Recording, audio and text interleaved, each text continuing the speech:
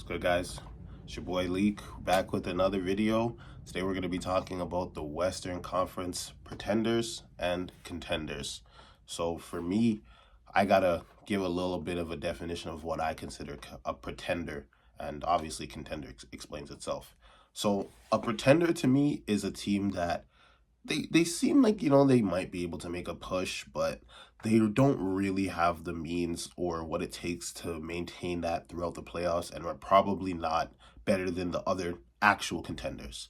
So with that being said, I think it's only right to get into my first pretender, being the Lakers. Unfortunately, you guys see the shirt. Shout out to Mamba, rest in peace. That's my goat. But it's they just don't have enough, man. First of all, they've been extremely injury riddled all year long.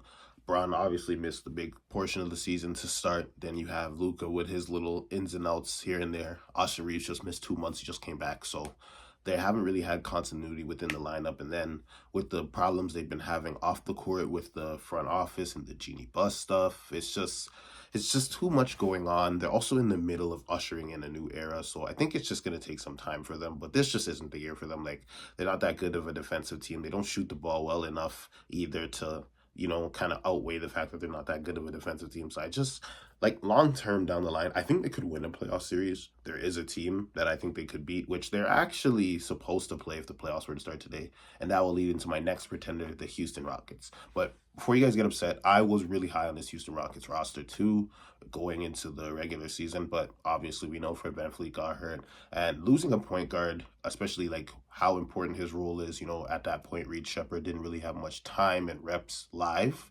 with playing. But now, obviously, he's in the rotation consistently. Having Fred VanVleet would be able to obviously get guys their spots, the ball in their spots, be able to like navigate the court better between Sengun and KD. I feel like a real solid veteran point guard would be able to help that situation that's going on there, not knowing who to score, when to score. Sengun's shot selection in the fourth, when a lot of people feel like KD should be shooting the ball. Like, with a veteran guard like Fred VanVleet, a lot of that stuff doesn't happen. Not to mention, like, we've seen this story before with Kevin Durant not having a point guard. We know how that goes in the playoffs, so I'm just not really fond of it. Don't have really that good of shooting to combat the fact that people are just going to close in on Kevin Durant. Like, I personally don't see how they win a playoff series, especially now since they lost Steven Adams as well. So it's like, you lose your point guard, and then your biggest, like, gimmick, I don't want to call it a gimmick, but like, it kind of was. That's what they did with the double big lineups with Adams and Sengun. They honed in on offensive rebounding and were just dominant on the glass. But now they can't do that. Can't really create shots. So it's just, I don't see how it's going to work in the Western Conference, honestly, with those guys.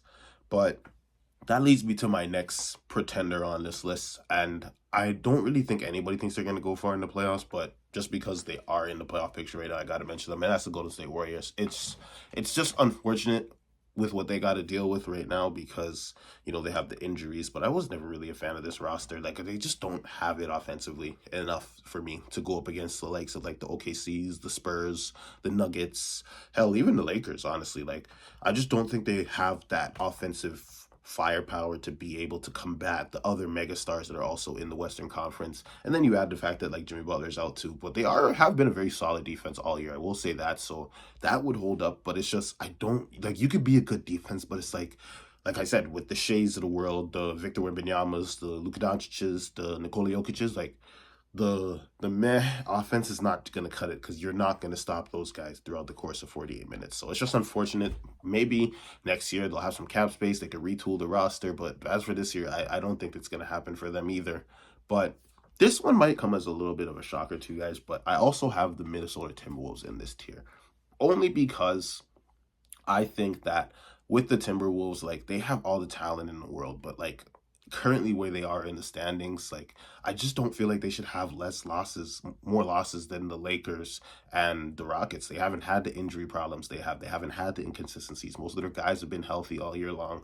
Yeah, they also do need a point guard, but you got Anthony Edwards. You have a solid defense, great defenders around with McDaniels. Randall's been playing very well. The bench depth is okay. Bones Highland is revitalizing his career over there. Like, there's just so many factors for them. Great coaching with Chris Finch. Like, so many things with that that team as I just don't understand why they can't consistently win games, especially against the worst teams in the league. Like they just dumped to the Pels the other day. They got spanked by the Clippers. Like for me, they lose too many games for me to be able to take them seriously as a contender. Whereas you look at the top of the mountain, the Thunder, a lot of people clown them, but they still don't have that many losses. They take care of business. We just seen it 2 nights ago. J-Dub put the Lakers to bed. No Shea, no AJ Mitchell, and this is what contenders do. But I can't put them in that bracket with the rest of those guys because it's just like I could see them falling if they see a Denver this year or a OKC. So I just don't think like if they are the best pretender for me on my tier, but they're the closest to a contender, but I don't see it. I don't like their habits and the inconsistencies with them. I don't think that's going to hold up well for them in the postseason.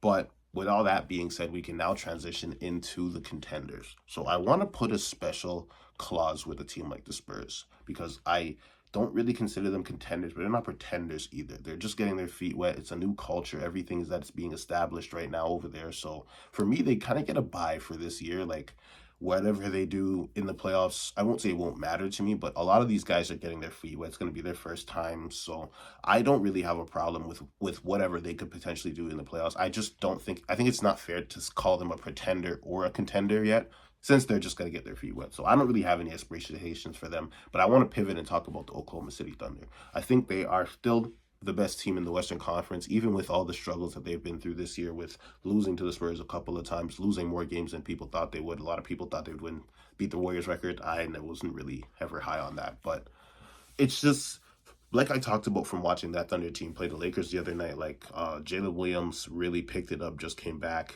hasn't played in a while. They just got Jared McCain. The depth on that team is still shining so bright. You got guys like Alex Caruso who really stepped up to play against the Lakers. Chet's defense is always going to be there. Hardenstein's such a big piece. Lou Dort, great defender, hit some timely shots for them as well.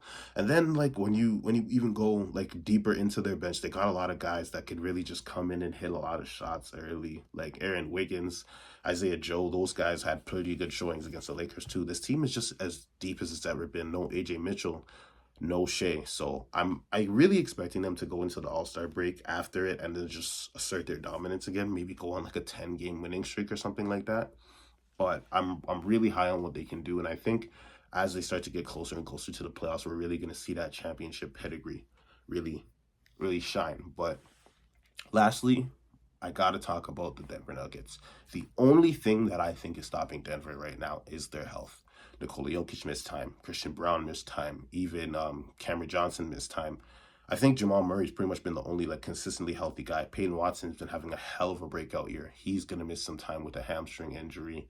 Aaron Gordon's missed so much time. Like I really like what they did with the depth. Valanciunas also missed time, but the depth of this roster's gotten so much better. Like the talent around Jokic, they've held up pretty well. They are sitting at third in the West right now, behind the Spurs.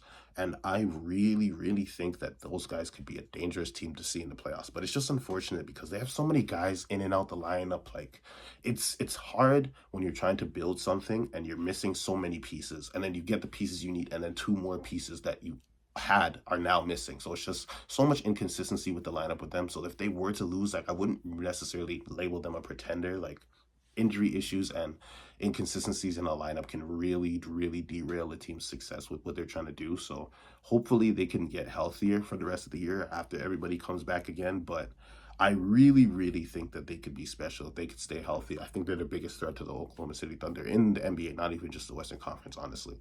But that, with all that being said, that's pretty much all my thoughts on the West. If you guys enjoyed, you got to hit that sub button. I post a lot of content like this, and stay tuned because part 2 with the Eastern Conference is coming out